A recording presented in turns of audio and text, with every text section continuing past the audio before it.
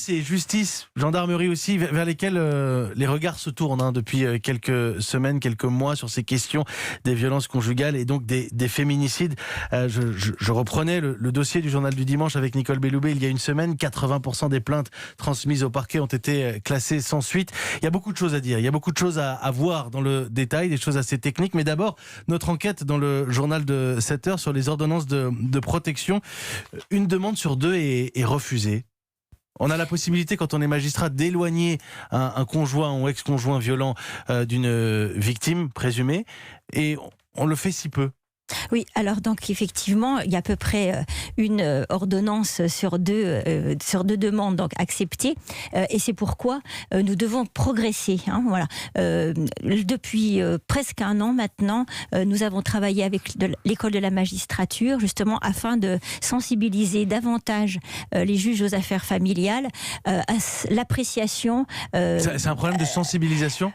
Certainement, parce le texte prévoit qu'une protection peut être accordée lorsque les violences alléguées sont vraisemblables. Vous voyez, c'est un critère assez souple et il faut que les juges aux affaires familiales s'emparent bien de ce critère qui ne nécessite pas qu'une infraction pénale soit caractérisée. De même que il peut s'agir de violences psychologiques et pas seulement de violences physiques. Voilà. Donc, un certificat médical n'est pas forcément nécessaire, par exemple. Mais c'est un dispositif qui est encore relativement récent dans notre système. Mais pour l'accélérer, pour faire en sorte que ce soit plus efficace, alors, c'est de la formation pour vous ? Alors, il y a une partie de formation, et puis pour accélérer son prononcé, nous avons mis en place un système qui est en cours d'expérimentation au TGI de Créteil et qui est aussi démarré à Rouen et à Angoulême, justement pour permettre d'avoir des procédures, j'allais dire d'excellence, de A à Z, c'est-à-dire qui allient à la fois le traitement de l'urgence, parce que le danger n'attend pas, mais aussi la qualité, parce que agir vite, mais agir de manière aussi adaptée dans ces affaires, dans ces violences qui sont très spécifiques. Sur les questions qui concernent la justice, il y a l'idée de créer des centres pour les auteurs de ces violences. Ce sera retenu, c'est nécessaire, ça empêchera la récidive ? Alors, nous avons, dans le cadre du groupe de travail que je pilotais, nous avons beaucoup travaillé justement sur le suivi des auteurs et la nécessaire prise en charge de la violence, parce que c'est cela aussi qu'il faut bien entendre. Si on ne prend pas en charge cette violence, eh bien, forcément, les risques de récidive sont plus importants. Et donc, c'est pourquoi nous avions décidé de partir de l'existant, parce que on ne part pas de zéro. Il y a un certain nombre de parquets qui déjà ont mis en place un certain nombre de pratiques, que ce soit en matière d'éviction du conjoint violent. Dès la première gifle, eh bien, on intervient. Et c'est à lui de partir. Voilà, c'est ça. Et donc, c'est à lui de partir, il faut le souligner. Voilà.